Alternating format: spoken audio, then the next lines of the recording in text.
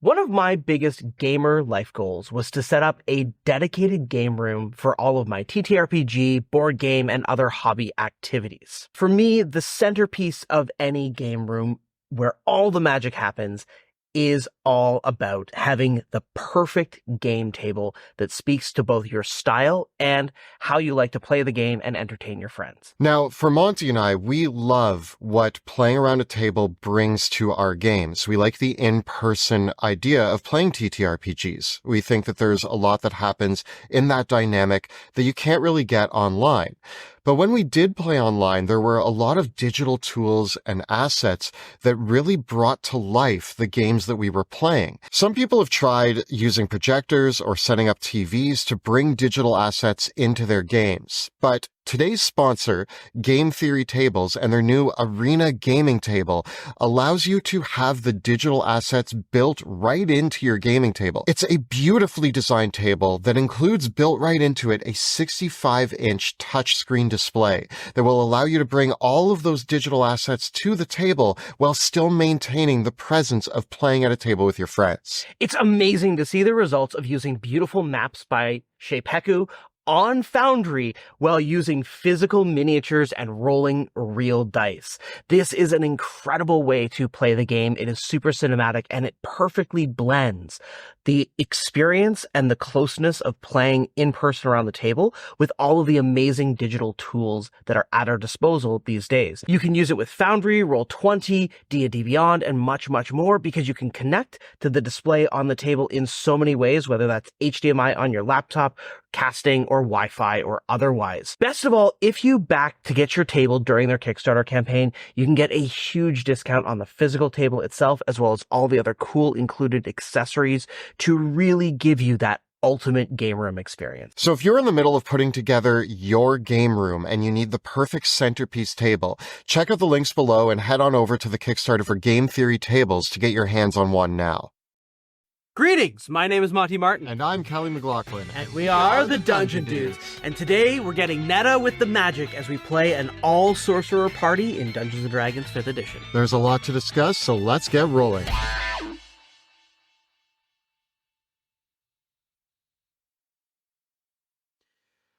As usual with our Everybody Plays the Same class videos, the idea for this video is that we have a 4-character party. Everyone is going to be playing the same class, but they cannot have duplicate subclasses and no multi-classing is allowed. We're going to look at how this group performs in all 3 pillars of play: combat, social, and exploration, as well as their strengths, weaknesses, what our party would be, and also some of the cool ideas and concepts for what an adventure or a campaign with this party might look like. So when I think of an entire party of sorcerers, I start thinking, okay, we've got a group of magically gifted individuals born with unique talents, thrust into a world that fears and misunderstands them.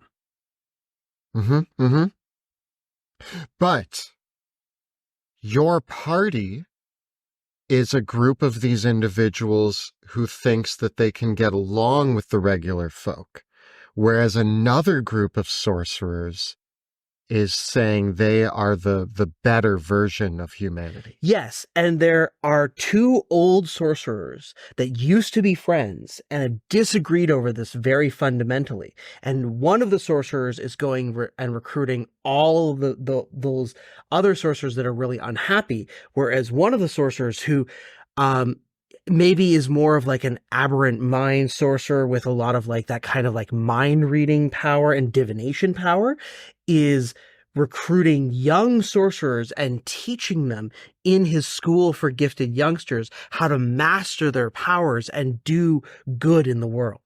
And perhaps they form a group where they all wear really fancy outfits and they call themselves something cool, maybe based on a letter of the alphabet, like the Z Friends. I think we got our concept. It's the Z Friends. Or sorry, for you Americans, the Z friends. In other words, I think X-Men is a really cool concept for an all sorcerer party. Yes, Yeah. X-Men is actually like by and large a great. The whole thing about sorcerers is that you are born with your powers. Yes. Now, X-Men is a trope that you could bend even further. Like people are going to be out there being like, "Well, Wolverine's obviously a barbarian," and yeah, I know, but the core concept Yeah. is that like you want to play a storm sorcerer and be Storm. You've got Storm. Cyclops is technically like your classic blaster. Yes, I think that Jubilee and Gambit could be played up as sorcerers. Yeah, and maybe, you expand the concept with some creative multi-classing. A sorcerer who's really good at teleportation, Nightcrawler, come on. Yeah. I mean, we're stretching it because Nightcrawler can't throw fireballs, but again, it's the core concept that we're looking at. Yeah, and I think that's a really fun excuse, because one of the things that we're going to talk about in the mechanics of this episode is that when you have an entire party of sorcerers, normally one of the hardest things about playing a sorcerer is that your limited spell selection means that you're always juggling between specialization and versatility.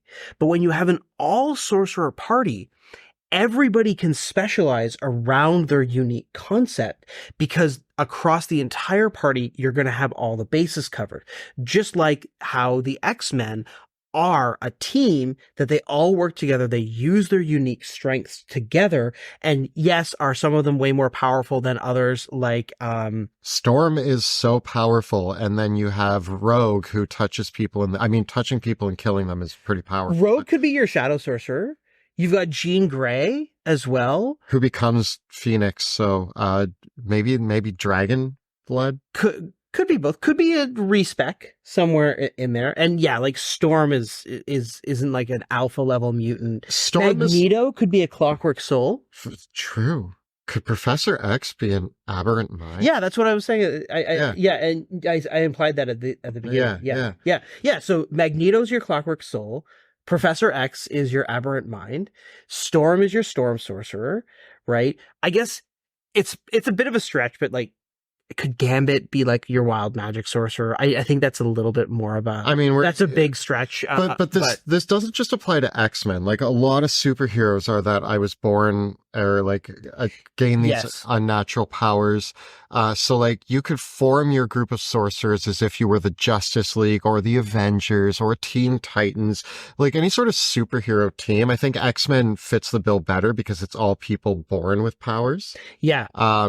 But it really works for that superhero group because you are the outsiders from the normal population. Especially in a low magic setting, I actually think that this is a great party to bring to a low magic setting. Remember that a setting doesn't mean that the players get to be the exception to the rules. So if you're in a mundane world and you are the group of sorcerers who band together to stop an evil and nobody else can deal with it, because you are the Avengers. Yeah, like maybe you are in a setting, you're all playing sorcerers, and you're in a world where there are other sorcerers, but there's no wizards, and maybe there's no clerics or like there's no other form of spellcasting other than sorcery. And that is prevalent, but that's kind of the conceit of the entire setting, right? One of the things that I also think could be an interesting way of doing it, and this is kind of one of the concepts that I explored a little bit in the world of Drakenheim, where this idea that your bloodline, your sorcerer's bloodline, is an inheritable genetic trait, and that sorcerers pass the spells that they have learned onto their offspring. And so in the world of Drakenheim, we have this idea that dynasties of sorcerer kings formed around this idea of making advantageous pairings and occasionally bringing in fiendish or draconic or fey influences to sort of empower the bloodline over time. And that the net result was that there were children who were born with amazing sorcerer's powers that became tyrants. But this idea of like competing sorceress houses, that they have their different bloodlines, is a little bit kind of like the dragon marked houses of Eberron. And in Eberron, there's very much the explicit, the dragon marks, which are, again, are things that people are born with. But, you know, the line between what is a dragon mark and what is sorcery, mechanically, we can blur that line a little bit and say, okay, what if we're exploring a world where, you know, this is the Storm Sorcerer house, and these are the different draconic sorcery houses, and this is, you know, the upstart wild magic house, and this is the long established Clockwork Soul house, and you have these competing families of sorcerers that are all engaged in some like weird political intrigue. I like the idea. Now, that would involve, if you wanted to all be from the same house, you'd have to be the same subclass. But I do like the idea of like almost like a gangster movie style, like family. It's like our family organization. The meeting of the 5 families. Yeah. Yeah. Or like Umbrella Academy, they were all adopted, but I still think like the family dynamic, again, Umbrella Academy is kind of like X-Men. Yeah. But if they were all related and they lived in this house and they all had unique powers and it was like about protecting their family, that's a really cool dynamic to explore in an all sorcerer campaign, I think. Yeah, and I think another element that you could pull into would be a little bit of a spelljammer or a planescape idea, in that sorcerers can be really oddball characters, and this is a great reason to bust out the really weird ancestries as well, right? This is the campaign where, especially if you're going with like the X-Men mutant dynamic and looking at how sorcerers carry their magic through their blood, well, maybe it's changed them in dramatic ways, right? And maybe we can actually justify, yeah, I'm playing a Loxodon, but my parents were human because the wild magic that I was born with transformed me into an elephant person. I think that also, like, this is a great place. Yeah, you can have your Loxodon, but then you can also bring in like Azamar tieflings, like Yeah. a tiefling teleporter. I mean, I love Nightcrawler. It's one of my favorite X-Men. So now I want to play a tiefling teleporter. Because that's just fun. Yeah, and that's where too, like, as soon as you bring in like the elemental ancestries and the different fiendish ancestries like Tiefling and Azamar and Mystique's a shape changer. Yeah, or all the different Fey ancestries as well. Yeah, Mystique basically has alter self at will. Yeah. Right? And so you can get these really, really interesting backgrounds. Or Mystique is a changeling. Mystique is a changeling monk, but really and truly not. But that's where like the X-Men are much more limited in the scope of their specific powers, unlike a sorcerer. Now I want to do a separate episode where we talk about how to build all of the X-Men as characters. Yeah, that would be fun, but we shouldn't. Or you could you know, you could just play the Marvel role-playing games, which are really good. Yeah, true. Yeah. There's But we can draw inspiration. But we can always draw inspiration for D&D from these things. And so as we move past sort of the conceptual frame, like the sorceress families or the sorceress school, the X-Men, those kind of conflicts, I really like the Magneto, Professor X, Clockwork Soul, Aberrant Mind thing. And I think as we start asking, okay, charisma-based spellcasters. Obviously, I think we're starting our sorcerer party with Magneto and Professor X. We're going to have the Aberrant Mind and the Clockwork Soul in this. I mean, there are two of the best sorcerer subclasses available. So yes, and the Aberrant Mind is your great deceiver. They have a lot of mind control capabilities, a lot of battlefield control capabilities. Well, the Clockwork Soul is more battlefield control and buffing, where the Aberrant Mind is like debuffing and social manipulation. Yeah, I think we're going to see, especially with the areas of specialization that we take with these characters, is that the Aberrant Mind is really going to go for that divination, enchantment, and illusion focus, whereas the Clockwork Soul, we really want to focus them on abjuration and transmutation. Yeah. Right? I think that the Clockwork Soul is also going to have a good amount of the teleportation-based conjuration spells as part of their kit too. I think very safe, not even safe, but the appropriate third is the Divine Soul Sorcerer. I agree, because they don't get the expanded spell list with the extra 10 spells known, but the Divine Soul in the context of the entire party is really going to be able to bring the best cleric spells to the table and utilize them to their maximum potential. Not only does this help with damage dealing, because some of the cleric spells out there are amazing. Yes. But it also means that you have the option to have healing in your party, which is something that the Sorcerer group would otherwise not have. Yeah, and it's very interesting though too, because the expanded spell list for the Clockwork Soul does bring in some restoration and abjuration magic, but we might retrain that out, and then we bring that back in through the Divine Soul, who's going to be able to give us things like Healing Word and Revivify and Raise Dead, so that and so that we actually have a good basis to work from. Really, if you take Healing Word and Revivify, you're most of the way there. You can save somebody from dying, and you can save somebody from 0 hit points. When it comes to the fourth, this is actually much more open-ended, and I think there's a lot of different ways you could go. And really, after these three, you could sell me a convincing argument for why any other sorcerer might fit in here. I think that I would go, so I was leaning Shadow Sorcerer, but I actually really like the new Lunar Sorcerer. And then also there's the new Rune Sorcerer that was introduced. Yeah, the Rune Child. The Rune Child. Yeah. That one, I'm always not sure whether or not I want to count Matt Mercer stuff as official content, although it's borderline official. But that's a pretty cool option there. I think for the purposes of this video, I'm going to go with the Lunar Sorcerer, who's kind of our wild card fits. They're adaptable. Yeah, because as we said, as we go into the overall builds for all these characters, right? I think all of our sorcerers are going to have a shared spells that all of them take. Like, there's going to be certain staples, like everybody's going to take Shield. Mm-hmm. Everybody's probably going to take Misty Step.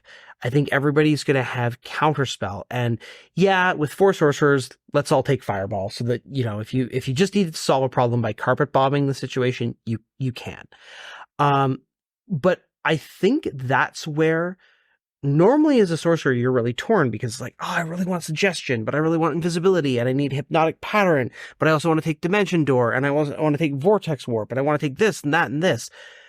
We're going to let our sorcerers specialize a little bit more tightly than that. And so each of them is bringing a unique set of spells to the table, and a very specialized kit. Everyone's going to have their own defenses and a little bit of blasting. But then the utility, the battlefield control, the debuffing, the social manipulation magic, let's spread those out. Yeah. And I think by specializing based on the subclasses we've chosen, it's going to become more defined, more X-Men-like, because they're more specific in what it is that they're excelling at. So what are you going to take with the Divine Soul spell-wise? Like, what are the go-to spells they're going to be? I mean, I already mentioned Healing Word and Revivify, but then beyond that, Spiritual Weapons, Spirit Guardians, Guiding Bolt, and then some staples. Those are really the cleric-y spells I'm going to grab. I think I would probably pick up Raise Dead, and at higher levels, I might grab Heal and Hero's Feast as fair. Well. Aid would be another really key one to bring here too from the cleric spell list that is not normally available, although I think we can get that through the Clockwork Soul. We can, yeah. It might be worthwhile that's worthwhile noting that there might be a couple spells that it's worth the party doubling up on. Absolutely. Right? Especially when you pair meta magic.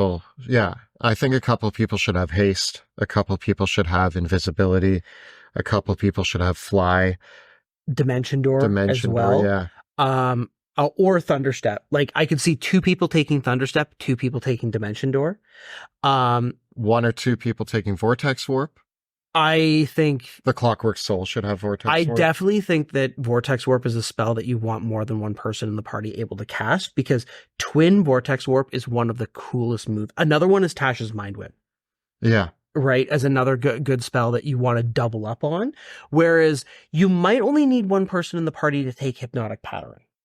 You might only need one person in the party to take any divination magic, like Scrying. Yeah. Or things like Suggestion or Illusion magic, like Major Image. You could maybe go with 2 polymorphs. I think 2 polymorphs is useful. Yeah. Because with 2 polymorphs, what you can actually do is you can double up the twin polymorph, and then everybody can turn it into a T-Rex if you need to.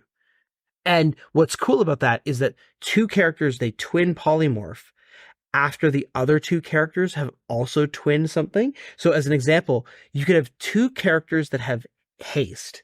They twin haste, so everyone in the party's hasted, and then you twin polymorph on the party, so everybody is a hasted T-Rex. Can you concentrate on spells while polymorph? Yeah. All right.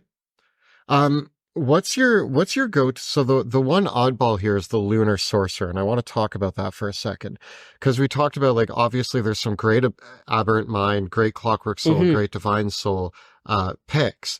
With the Lunar Sorcerer, I think you're going the more traditional route, because the strength of the Lunar Sorcerer is that you get to change your phase of the moon, which brings new tools, new buffs to your own abilities, discounts on using your meta magics, and sort of that whole package. So you're more of the prepper. You have to decide which phase of the moon you're going to adopt after every long rest, so that you tailor your character to fit the necessity of whatever the gaps are in your party. Yeah, I could see that being a situation where the Lunar Sorcerer is the one who either takes the niche spells or they take the double ups, right? So I could see the Lunar Sorcerer and the Clockwork Soul being the ones that both take Vortex Warp, right? The Lunar Sorcerer and the Clockwork Soul is probably going to have polymorph and haste, but you can move things around. Yeah. Right. There's a bunch of different places that you can pick these things up.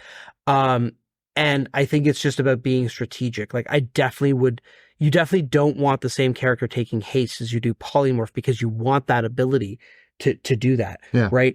You probably want different people to have fly and greater invisibility, so you can do the same thing. Twin greater invisibility on the whole party, twin fly, and then everyone is flying and invisible. That's the Sorcerer dream. Yeah. Yeah. I think that there's some shenanigans. And actually, as we get to how they perform in combat, we've already touched on a lot of this, but I think the biggest strength in combat is that you have 4 characters that can concentrate on spells, which is brought even further than some of the other classes we've looked at, because they all have meta magic. Yeah, I think every character in the party is taking Twin Spell. Everybody's taking Quicken Spell. So you are able to fully leverage doubling up on the key spells and bringing them into play faster than you otherwise would with Quicken Spell, right? I also just love the idea of something like the Divine Soul Sorcerer casting and concentrating on Spirit Guardians, and then another Sorcerer turning them into a T-Rex.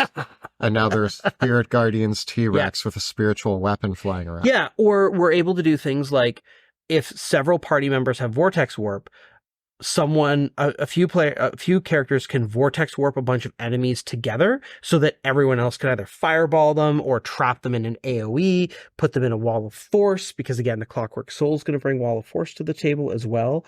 You could take Wall of Force, Sickening Radiance, and 2 people with twinned Vortex Warp. You group everybody together. Yeah. Sickening Radiance, Wall of Force. Oh, that's so dirty. This is basically the party that you could go back on any of our spell combo videos, and you can manifest all of those, because again, you also have all that access to the cleric spell list through the Divine Soul as well. So you can bring a lot of these combos to bear. Yeah.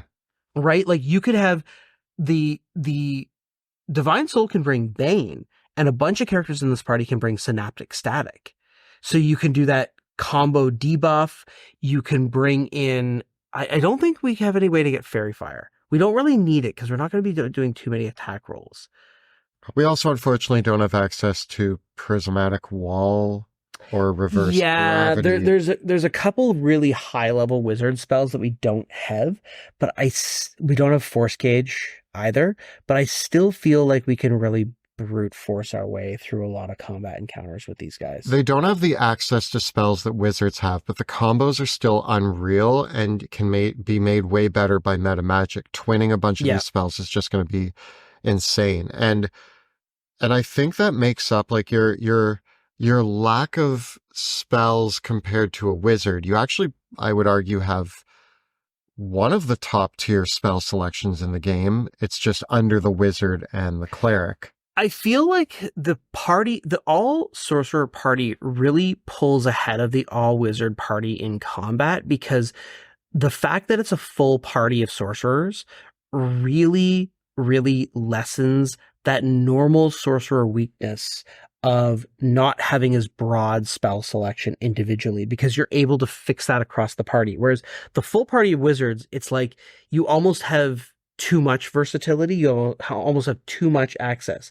And that's where the sorcerer's strength of having meta magic, of everybody being able to specialize and make the most out of the meta magic pairings, and then do those weirder things like, yes, this is the character that brings extend spell so that you can extend the duration of aid and hero's feast in some of these buff spells. This is the character that's going to bring all those social manipulation spells with subtle spell to do that sort of thing. And of course, you've also got 4 counter spells in the party.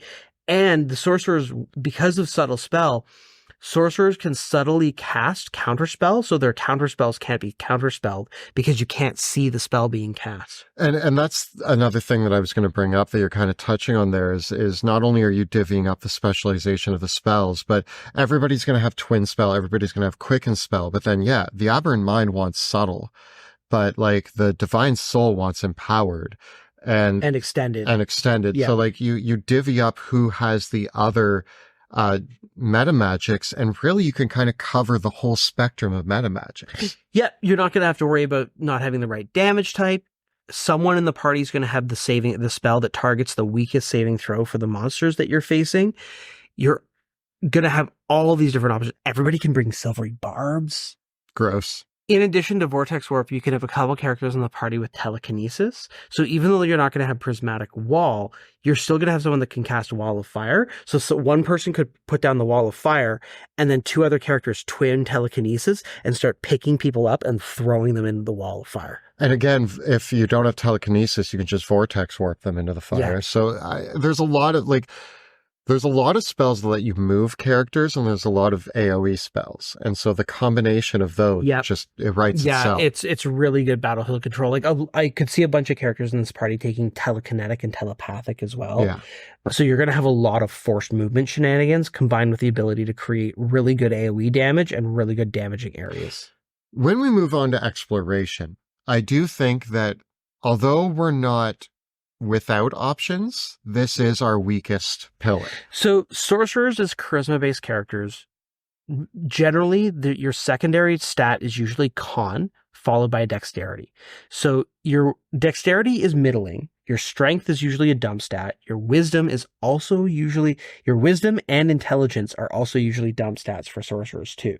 So on a raw skill perspective, perception is bad, investigation is bad, survival is bad, athletics is bad, stealth and acrobatics are middling at best. Insight's bad. All your knowledge skills, arcana, history, nature, religion, all probably bad as well. You might not even have anyone in the party that's proficient in any of those skills. I mean, hopefully you can find ways to make them middling at best by divvying up where your proficiencies are. Somebody in the party ups their intelligence a little bit. Somebody ups their wisdom a little bit. Maybe somebody ups their strength a little bit. But you're never going to do that at the expense of your con. No. Or your charisma. Like somebody's going to take a not minus in one of those stats. Yeah. But that is kind of the thing is, because we can't rely on our skills for exploration, the only thing that the sorcerer party really has to fall back on is, did they take the spells? And yes, they probably did between the whole group of 4 of them. Somebody has some divination magic. Somebody has some flight or invisibility or teleportation. So maybe the divine soul actually did take find traps. Gross. No, that doesn't help you in exploration. Yeah, nobody's really going to be like someone can grab thieves tools proficiency, but nobody's really going to be like your best way of disarming a trap with this party is like to telekinetically pick up a goblin and throw them down the hallway. Also, your group of sorcerers that are lost in the woods, do not know how to find food. Or no, they're just going to have to conjure. They're going to be the ones who eat the poison berries and die because they Yeah. didn't understand. Yeah. Flip side. Yeah. Divine Soul brings guidance. Yeah.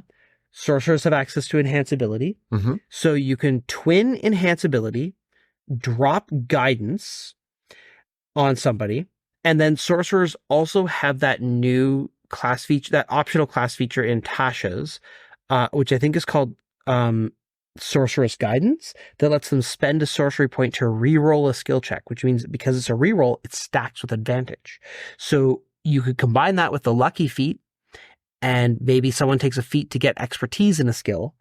And so you could brute force your way through a skill check with guidance, enhance ability, and a reroll. So the sorcerer party, if put in a situation where they have to perform an exploration, can brute force their way through it while using their resources to do so. Yeah. This isn't going to be the same. Like if we're talking about exploration, it's not nearly the same as a party of all druids, a party of all rangers, even a party of all barbarians or wizards. Maybe the wizards are pretty weak too, but they can break the rules because like let's not mince words here. Like everybody could, like for long distance travel, you only need one person to cast Twin Polymorph to turn two people into giant eagles and the other two ride on them. Or just one person to cast Teleport. Yeah, exactly. So, but that is the thing, is that they have solutions, but if your goal is you need to find the hidden grove in the lost forest, they gotta use resources to do it. And that's not saying that they're at a loss. That's just saying that they're gonna have to figure it out. Yeah. They are, and skill challenges are going to be really hard for this party. Unless those skill challenges are social. So as we move on to the social pillar of play, these are for charisma-based characters. Charisma is going to be your highest stat. Plus, I mean, we're probably going to have proficiency in persuasion, deception. Somebody's going to have intimidation. Yeah.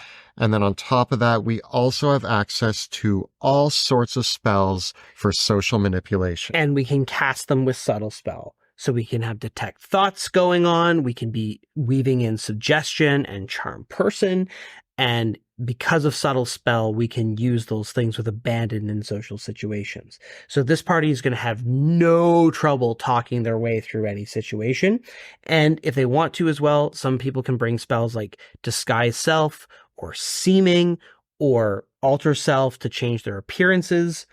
And yeah, they're just going to be amazing at it. I think that the only party that would do social manipulation and social interaction better than the all sorcerer party is the all bard party. Yeah, and sorcerers take the silver medal, but I also want to say that like in most cases, they both perform at S tier. Yes, I agree. I agree. The bards generally do. The bards do it a little more honestly because they can rely on their expertise, whereas the sorcerers kind of weave subtle spell in there, and the bards don't have subtle spell, so they have to kind of use things like bardic inspiration and be a little bit more tricksy with how they bring their magic into the social interactions. Bards are the smooth talkers, whereas sorcerers are using Jedi mind tricks. Yeah.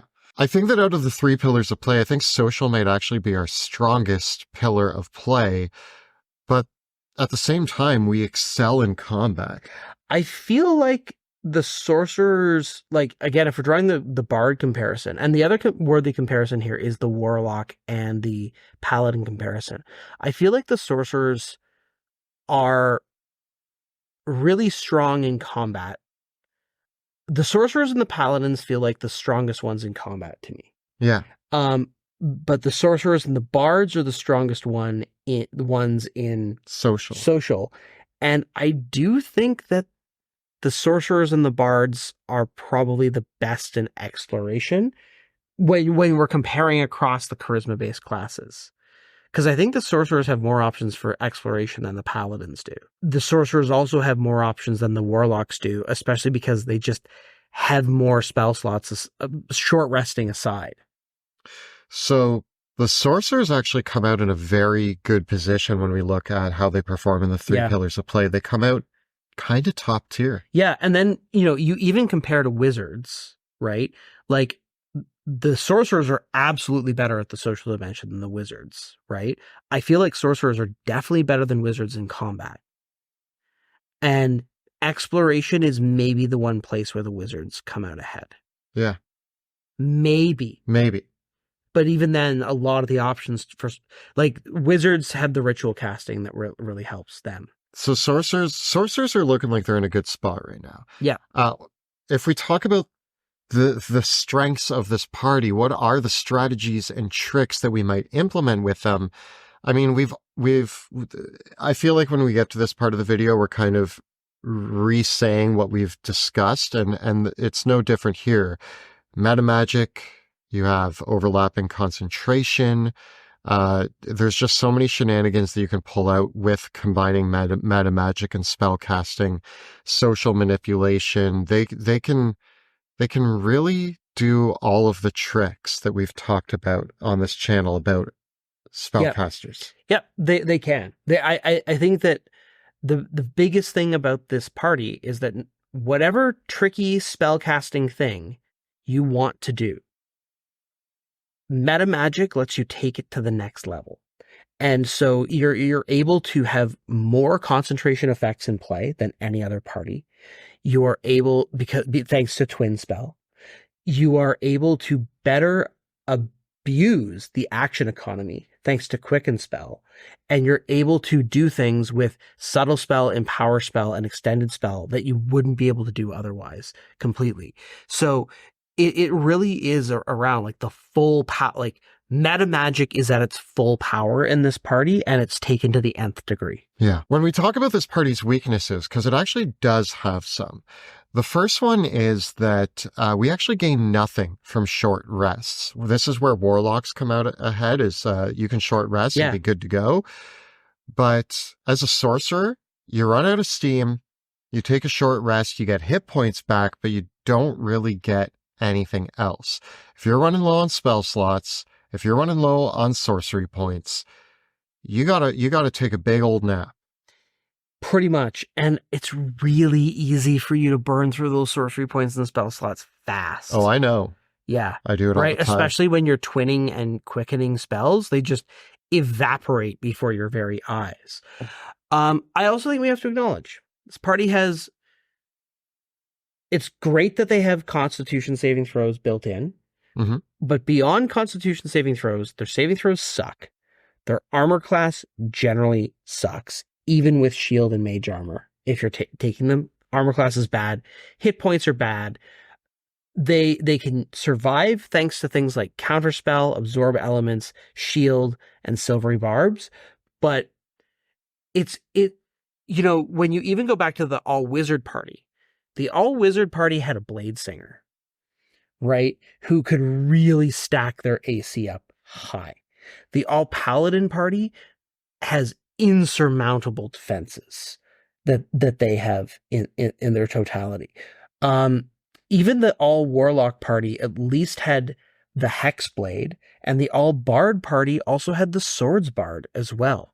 Whereas this party just doesn't really have a frontliner that is going to go out there like anything. They don't want to be in melee combat. They don't. They want to blow everybody up and walk away. So they don't really have any sort of melee presence. Like, having played a sorcerer now for 17 levels, can you imagine if the fighter wasn't in our party? Yeah, and even then, I go down almost every combat. Yeah, and this is especially where our no multiclassing rule becomes a glaring thing, because look, if you could add a paladin multiclass and a warlock multiclass and a bard multiclass into this party, the flip side of it is like just that injection of paladin, bard, and warlock into that, you would have probably the ultimate party. I mean, that would be probably the strongest party in D&D 5e, but You don't have those in this thought experiment. Good thought experiment to ask though is if multi-classing is allowed, what is? I think yeah, if we were allowing multi-classing, that's the greatest D&D party ever. But maybe that's a different video. Yeah, we've talked about stuff like that before. Yeah. But yes, this is a squishy party, and they need to be ready with spells. And I actually think this is where the battlefield control spells come into play more. You don't get hit if the battlefield is controlled. Yeah. If one of your sorcerers is surrounded by enemies, you got to vortex warp maybe them out of there. And then trap the enemies in a force cage a wall of force. You need to have strategies and you need to protect each other. This is a strong protecting one another group. Yeah, you need to have each other's backs. Yeah, you are, and fortunately, unlike the all wizard party, you do at least have some healing magic in here, thanks in the to form of the divine soul. And so we have things like aid, and at higher levels, Hero's Feast because of that. So we're able to bring a little bit of those tricks that the clerics are able to leverage, plus add the meta magic to it. So it's not like our defenses are terrible. Like, yeah, in a really bad scenario, we could buff ourselves up with aid, with bless, with Hero's Feast. That's all coming from the divine soul. And everybody's, going to put the shields up and do what they can. But I do think that, what the biggest thing with this party is? They lose the battle of attrition so hard. Yeah. Because they have to really be spending their sorcery points and their spell slots. And all you basically need to do is burn them out. Something that you could do to alleviate that. So since that is a big weakness, not that it's bad that all of these groups have weaknesses, but this thought just popped into my head. If I was the DM and I was running a campaign for my all sorcerer party, I'm thinking magic items might play a vital role. And what popped into my head is we have the Staff of Power. It adds 2 to your AC, gives you a bunch of cool spells. What if you took that and you designed 4 separate staffs of power that were like descended from the great sorcerers, and each character got their +2 to AC and a group of spells. They got maybe their, there's that armor that you can wear even if you're the magic +3 or +2. Yeah, Elven Chain. Chain. Yeah. So you could have these like sorceress almost battle outfits that eventually your characters obtain, which bump them up to like an 18, 19 AC, give them extra spell casting, and it could be a cool campaign concept. The other thing, it is worth noting, the Divine Soul and the Clockwork Soul and the Aberrant Mind, normally sorcerers don't get access to any summoning magic, or very rarely. But Summon Celestial, Summon Aberration, and Summon Construct are all available through those subclasses. So you do have the ability to summon up a front line for yourself through those spells. So you could overcome that weakness somewhat through summons, but then that is going to draw the concentration of whatever that character is out.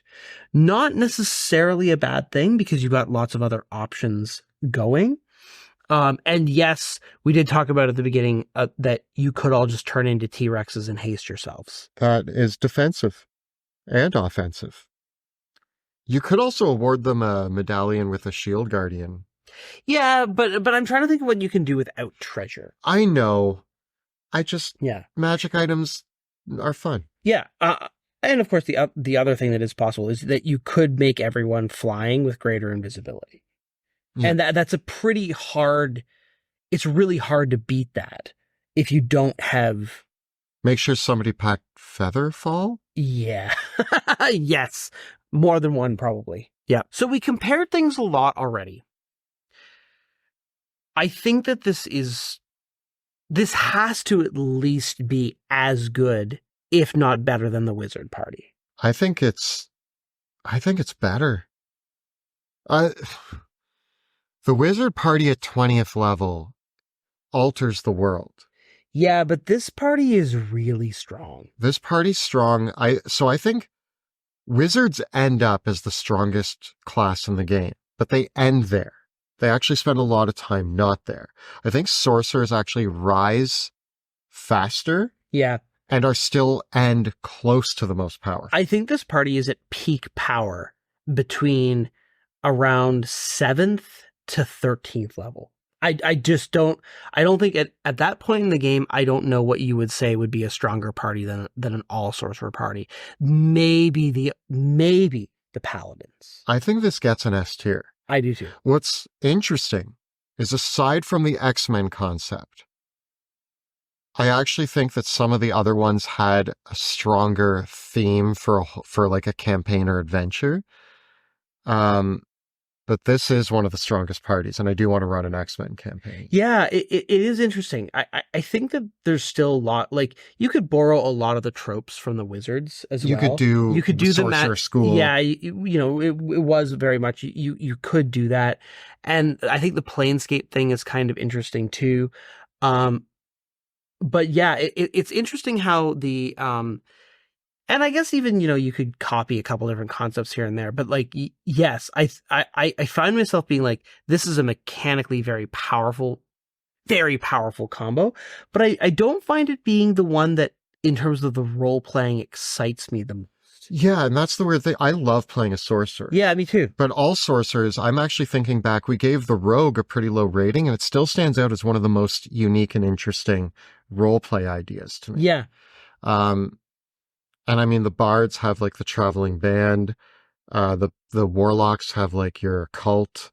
Or your magical girl. Yeah. So like there's all of these, and like the sorcerers are awesome, but besides being X-Men, which is awesome, it doesn't excite me the way that the other ones do. Yeah. I love the idea of a sorcerer in a party.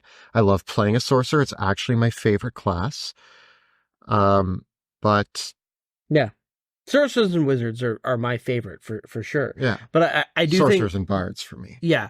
I mean, they're all so. I love all my children. It's a good constellation. Yes. But yeah. Overall, I'm curious to see what the community thinks. Yeah. Because it's really strong. It is really strong, and yeah. I think it's a really powerful and fun party. And I think there are some cool concepts to play on. Yeah. I think we could probably hone in on that X-Men and like have the two rival. I mean, we kind of even are doing it in Drakenheim with like within the Amethyst Academy. There's like the people who think like there's the Fear of the Sorcerer Kings, which were the group that thought that they were better than everybody else. And then there's the people who stand for what the Amethyst Academy is now. You know how we talked about the 5 families thing? Yeah. There's 5 different colors of chromatic dragons. What if what if you were the sorceress offspring of 5 different dragons? That's where it would be kind of cool if like each dragon had its own subclass and a little bit stronger individual identity behind it. Cause like that's where the dragon sorcerers and that whole idea of the draconic bloodlines, I think it's like that political intrigue element of it is probably the one that like I find really interesting. Yeah. Yeah. I think what I would love to hear the most, other than your thoughts on this episode and where they rank in comparison to everybody else, what do you think the coolest idea for an all sorcerer campaign would be? Where are you borrowing inspiration from? What's your really cool idea? Let us know about that in the comments below. The videos that we create on our channel are made possible thanks to the incredible generosity of our Patreon supporters. If you enjoy the work that we do here on YouTube and want to become a part of our community, get on our patron-only Discord server, follow the links down below to support us on Patreon.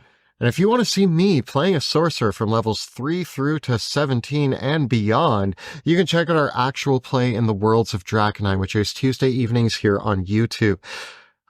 You can check out all of our previous episodes right up over here. And we got tons of videos talking about all the spells and spell casting in D&D 5e right up over here. Please subscribe to our channel, like this video, and ring that bell so that you never miss an episode. Thanks so much for watching. We'll see you next time in the dungeon.